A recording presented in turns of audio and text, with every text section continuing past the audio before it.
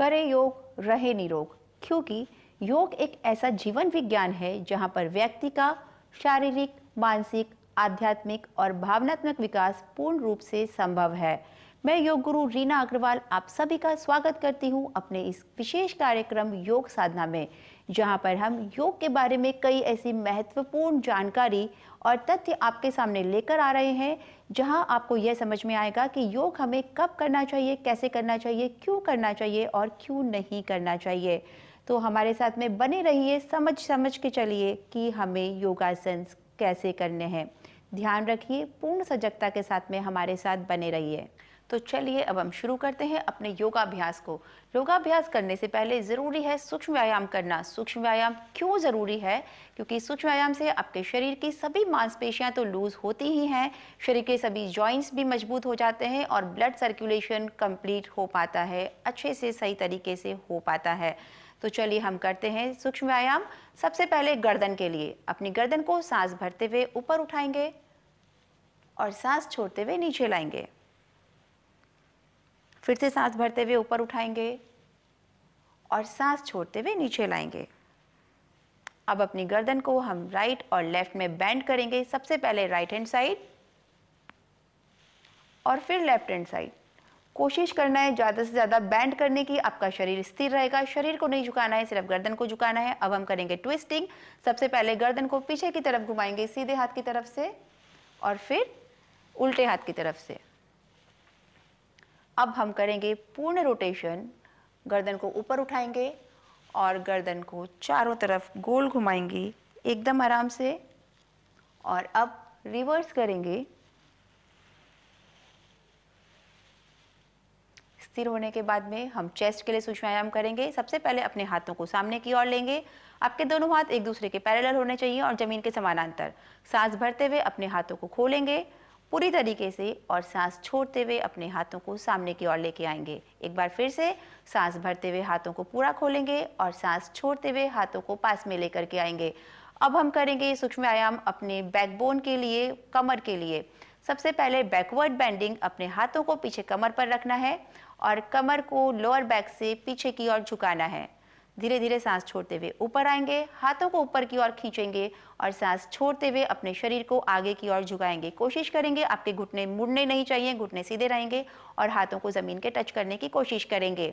अब इस क्रिया को हम और एक बार दोहराएंगे। सबसे पहले कमर पे अपने हाथों को रख के पीछे बेंड करेंगे, सीधे हो जाएंगे, हाथों को ऊपर की ओर खींचेंगे और सांस छोड़ते हुए शरीर को आगे की ओर झुकाएंगे। सांस भरते हुए धीरे धीरे शरीर को फिर से ऊपर लेकर के आएंगे। अब हम करते हैं साइड बेंड्स। ये भी कमर के लिए ही है, मीन्स बैकबोन के लिए ही है। सबसे पहले सीधे हाथ को ऊपर उठाएंगे और अपने शरीर को उल्टे हाथ की तरफ बेंड करेंगे। धीरे से ऊपर आ जाएंगे, हाथ को नीचे करेंगे। अब उल्टे हाथ को ऊपर उठाएंगे और अपने शरीर को सीधे हाथ की तरफ बेंड करेंगे। धीरे से सीधे हो जाएंगे और हाथ को नीचे रखेंगे। अब हम करेंगे ट्विस्टिंग। ट्विस्टिंग भी बैकबोन के लिए है। दोनों हाथों को साइड में फैला करके रखेंगे और अपने सीधे हाथ को पीछे की ओर घुमाते हुए लेकर के जाएंगे। जैसे जैसे हाथ सीधा हाथ पीछे जाएगा, उल्टा हाथ आपके सीधे कंधे की ओर टच करेगा। अब इसका रिवर्स करेंगे, उल्टे हाथ को पीछे की ओर लेके जाएंगे और सीधा हाथ आपके बाएं कंधे पर टच करेगा। इस प्रक्रिया को 2 से 3 बार हम दोहराएंगे। चलिए अब हम करते हैं हिप जॉइंट के लिए। हिप जॉइंट के लिए अपने पैरों के बीच में थोड़ा सा आपको गैप रखना है, अपने शरीर को थोड़ा सा झुकाना है, कंधे चौड़े रहेंगे, सीना बाहर की ओर निकला हुआ। अब जितना बड़ा सर्कल आप अपने हिप से बना सकते हैं ज़मीन पर, उतना बड़ा सर्कल बनाने की कोशिश करेंगे। 2 बार क्लॉकवाइज और 2 बार एंटी क्लॉकवाइज। घुटने मुड़ने नहीं चाहिए, घुटने लॉक रहेंगे। अब हम करेंगे अपने नीज के लिए वार्म अप। नीज के लिए वार्म अप करने के लिए सबसे पहले अपने शरीर को थोड़ा सा झुकाएंगे, नीज के ऊपर दोनों हाथ रखेंगे और नीज को रोटेट करेंगे आगे से पीछे की ओर और इसी क्रम में पीछे से आगे की ओर 2 बार। अब हम आते हैं एंकल जॉइंट्स पर। एंकल जॉइंट्स के लिए अपने पैरों को सबसे पहले सीधे पैर को थोड़ा सा ऊपर उठाइए, अपने एंकल्स को अप एंड डाउन करेंगे, राइट एंड लेफ्ट करेंगे और एक कंप्लीट रोटेशन करेंगे। फिर इसी का उल्टा रोटेशन करेंगे एंटी क्लॉकवाइज। अब यही तीनों आसन, यही तीनों क्रियाएं हम लोग करेंगे अपने उल्टे पैर के साथ में, मीन्स बाएं पैर के साथ में। पैर को जमीन से थोड़ा सा ऊपर उठाएंगे, एंकल्स को अप एंड डाउन करेंगे, राइट एंड लेफ्ट करेंगे और फिर एक कंप्लीट रोटेशन देंगे क्लॉकवाइज और एक रोटेशन देंगे एंटी क्लॉकवाइज। धीरे से अपने पैर को ज़मीन पर रखेंगे। तो ये हुआ हमारे पूरे शरीर का एक छोटा सा सूक्ष्म व्यायाम। आप तैयार हो जाइए आगे के सभी आसन के लिए जो हम करने वाले हैं। तो चलिए अब हम शुरू करते हैं अपने योगासन की श्रृंखला। सबसे पहले हम करते हैं ताड़ासन। ताड़ासन एक ऐसा आसन है जो आपके पूरे शरीर में खिंचाव तो लाता ही है, साथ ही साथ आपके अंदर आत्मविश्वास पैदा करता है, आपके आत्मविश्वास को बढ़ाता है, ताकि आप अपने जीवन के हर कार्य को बहुत ही सुचारू रूप से कर पाएं। चलिए शुरू करते हैं। सबसे पहले आपको सीधे खड़े हो जाना है। आपके दोनों पैर पास में रहेंगे, बॉडी स्ट्रेट रहेगी, कंधे को और कमर को झुका के नहीं रखना है, गर्दन को सीधी रखना है, लेकिन अननेसेसरी तनाव नहीं देना है गर्दन के ऊपर। अब दोनों हाथों को साथ में ऊपर उठाना है। ऊपर उठाने के बाद में अपने पूरे शरीर को ऊपर की ओर खींचना है और पूरा शरीर आप अपने दोनों पंजों के ऊपर लेके आ जाएंगे। मीन्स अपनी एड़ियों को आप ऊपर उठाएंगे, शरीर को पूरी तरीके से ऊपर खींचेंगे और सांस छोड़ते हुए धीरे से अपने पंजों को नीचे लाएंगे और अपने दोनों हाथों को नीचे लेकर के आएंगे। अब इस आसन को हम और एक बार दोहरा लेते हैं। दोनों पैरों को साथ में रखिए, शरीर को एकदम सीधा रखिए, अपने पंजों को मिला करके रखना है। आपको ध्यान रखिए, गलती मत करिएगा कि आपके पंजे एक दूसरे से दूर रहें। हाँ, लेकिन अगर आपको बैलेंस बनाने में प्रॉब्लम हो रही है तो आप थोड़ी दूरी बना सकते हैं, लेकिन तब जब आपको मुश्किल हो रही है। अन्यथा अपने पैरों को साथ में रखिए। दोनों हाथों को सांस भरते हुए ऊपर उठाएंगे और धीरे धीरे अपने शरीर को पंजों के ऊपर लेके आएंगे। अब सांस छोड़ते हुए अपने हाथों को नीचे लाएंगे और अपने शरीर को पूरे पैरों पर नीचे लाएंगे। अब हमें इस आसन से क्या फ़ायदे हैं वो तो जान लिए, लेकिन किन्हें ये आसन नहीं करना है वो भी एक बार आप लोग ध्यान से सुनिए। जिनको बहुत ज़्यादा अगर स्ट्रेस है, बहुत ज़्यादा स्ट्रेस है, जो बैलेंस नहीं बना पा रहे हैं, प्लीज़ इस आसन को अवॉइड कीजिए। और अगर करना ही है तो किसी गुरु या किसी टीचर की निगरानी में कीजिए, किसी दीवार का सपोर्ट लेके कीजिए, अदरवाइज़ इसे रहने दीजिए। तो चलिए अब हम लेते हैं एक छोटा सा ब्रेक। ब्रेक के बाद में फिर से मिलेंगे, लेकिन कहीं जाइएगा मत, यहीं बने रहिए और ध्यान रखिए कि हमने अभी तक क्या क्या किया है। एक बार रिकॉल कर लीजिए अपने आप से। मिलते हैं।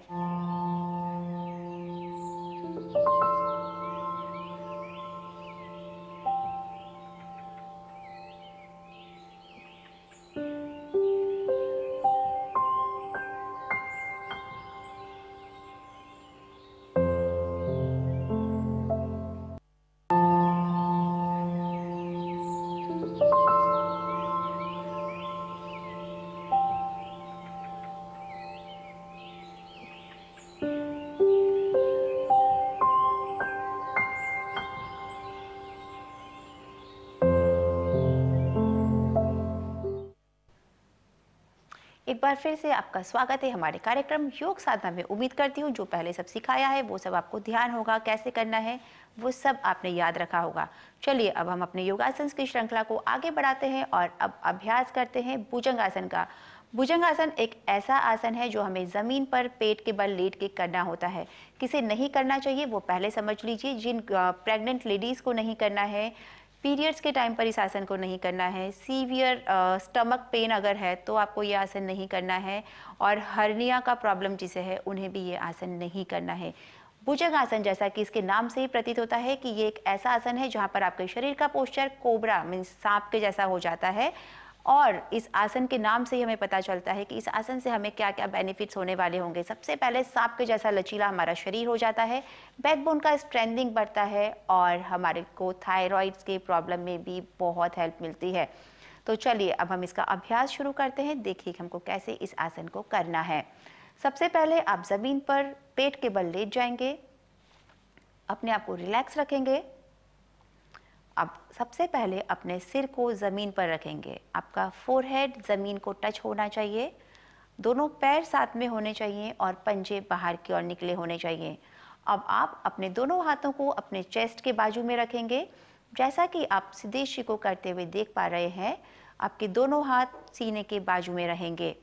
अब धीरे धीरे पंजों से अपने आप को नीचे की तरफ दबाएंगे, नीचे की तरफ प्रेशर देंगे और शरीर को ऊपर की ओर उठाएंगे। आपकी अपर बैक ऊपर की ओर आएगी और गर्दन को धीरे धीरे छत की ओर खींचेंगे। आपको कमर में, पेट में और गर्दन में खिंचाव महसूस होगा और यही कारण है कि आपका लचीलापन बढ़ता है, आपकी बैकबोन स्ट्रेंथ होती है और आपको थायराइड संबंधी प्रॉब्लम से भी छुटकारा मिलता है। कमर के हिस्से की चर्बी कम होती है। धीरे से सांस छोड़ते हुए आप नीचे आएंगे, अपने हाथों को और पैरों को रिलैक्स करेंगे, गर्दन को एक साइड में टर्न करेंगे। अब इस आसन को हम और एक बार दोहराएंगे ताकि आप लोगों को अच्छे से समझ में आ जाए कि हमें ये आसन कैसे करना है। प्लीज़ कोई गलती मत कीजिएगा, ध्यान रखिएगा। सबसे पहले अपने सिर को ज़मीन पर रखिए, दोनों पैरों को साथ में लेके आइए, पंजों को बाहर की ओर रखिए। अब अपने दोनों हाथों को सीने के पास में रखिए और धीरे धीरे सांस भरते हुए अपने शरीर को ऊपर लेके आइए।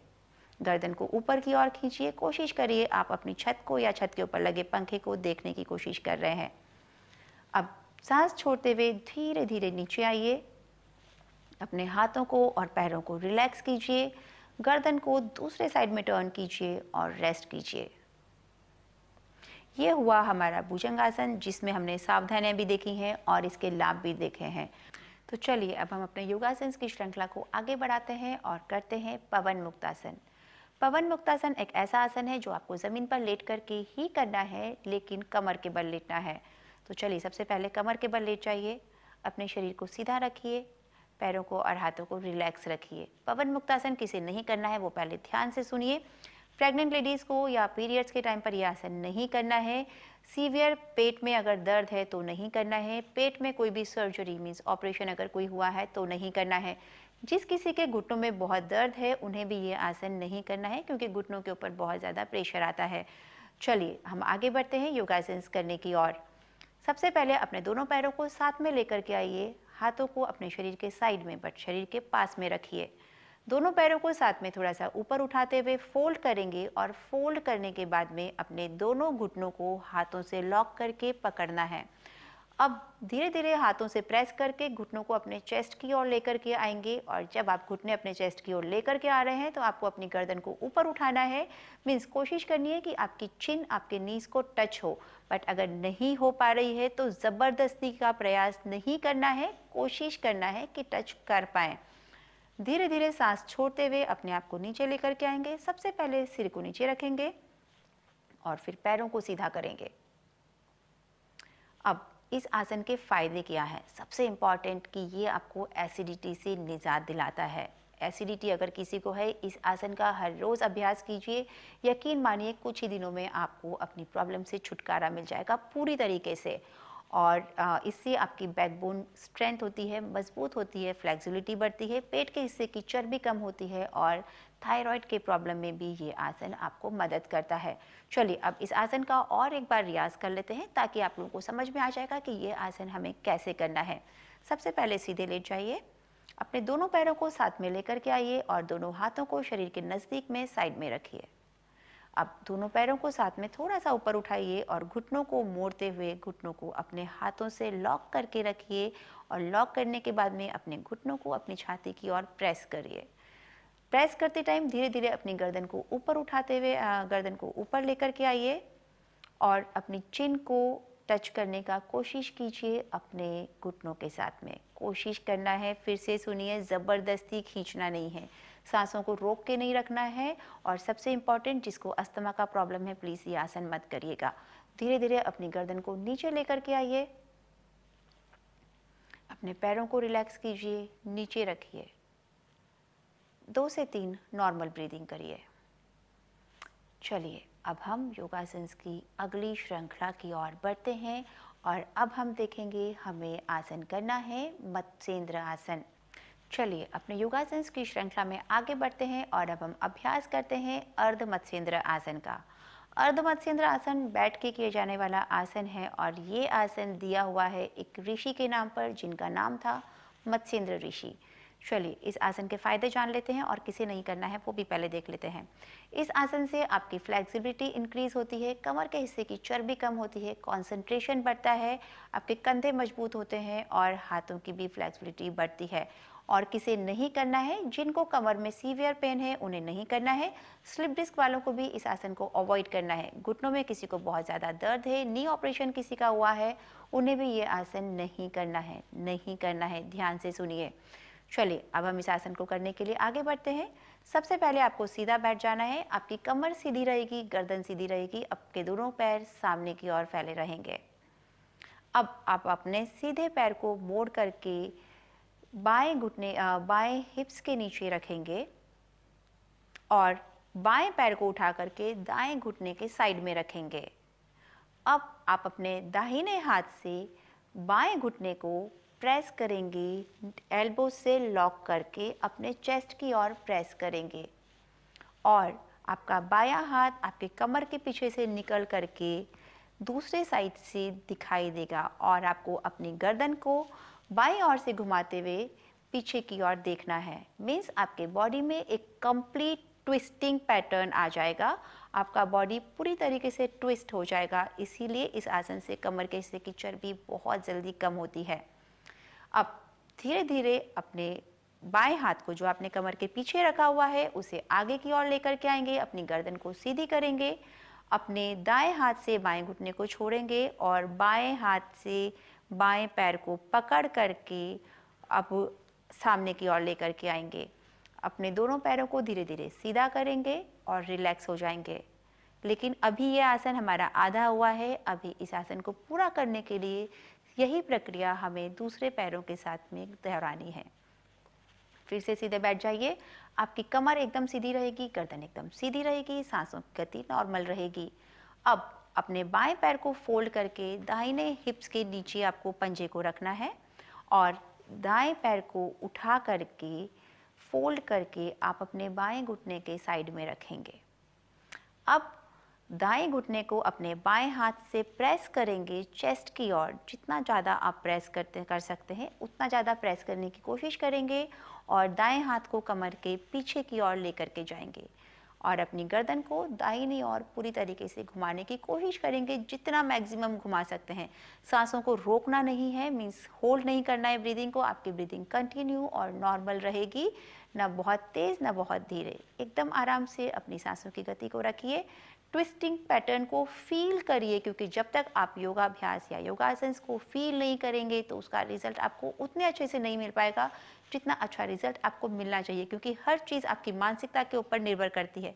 धीरे धीरे अपने दाएं हाथ को सामने की ओर लेकर के आएंगे, गर्दन को सामने की ओर करेंगे और अपने बाएं घुटने को उठा करके, मतलब आपके दोनों हाथों से उठा करके सामने की ओर रखेंगे और अब दोनों पैरों को धीरे धीरे सीधा करेंगे। ये हुआ हमारा अर्ध मत्स्येंद्र आसन। और अगर आप इस आसन की हर रोज़ प्रैक्टिस करते हैं, इस आसन का अगर आप हर रोज़ अभ्यास करते हैं, ट्विस्टिंग मीन्स लचीलापन तो आपके शरीर में बढ़ता ही है, साथ ही साथ कमर के हिस्से की चर्बी भी कम होती है, जिससे आजकल हम में से हर कोई परेशान है। याद रखिए, आपको इस आसन का अभ्यास हर रोज़ करना है। चलिए और आगे बढ़ते हैं एक और नए अभ्यास के साथ में। ये है नौकासन। नौकासन ज़मीन पर लेट के करने वाला आसन है और जैसा कि आपको इसके नाम से ही पता चल रहा होगा कि इसमें आपके शरीर का पोस्चर एक नौका के समान, मीन्स एक बोट के समान बन जाता है। तो चलिए हम इस आसन को शुरू करते हैं, लेकिन उसके पहले हम ये जान लेते हैं कि किसे ये आसन नहीं करना है और इसके क्या क्या लाभ आपको मिलने वाले हैं। किसे नहीं करना है, सबसे इम्पॉर्टेंट, लो ब्लड प्रेशर वालों को ये आसन नहीं करना है, प्रेग्नेंट लेडीज़ को ये आसन नहीं करना है, अननेसेसरी का स्ट्रेच अपने स्टमक पे नहीं देना है, कमर में किसी का कोई सर्जरी हुआ है, बहुत सीवियर बैक पेन है तो आपको ये आसन नहीं करना है, फ्रोज़न शोल्डर्स अगर हैं तो आपको ये आसन नहीं करना है। अब इसके फ़ायदे क्या क्या हैं? सबसे इम्पॉर्टेंट वही है, आपकी कोर मसल्स को स्ट्रॉन्ग करता है, कंसंट्रेशन डेवलप करता है, मीन्स आपका जो कंसंट्रेशन है उसे बढ़ाता है, कमर को मजबूत बनाता है और आपके हाथ और पैरों के जोड़ों को भी मजबूत करता है। चलिए आगे बढ़ते हैं करने की ओर।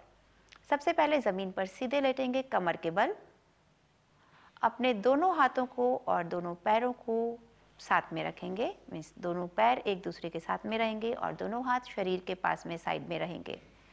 अब इस आसन में आपको अपने पैर, हाथ और सिर तीनों को साथ में ऊपर उठाना है, तो आपके शरीर का एक बोट लाइक स्ट्रक्चर बन जाएगा।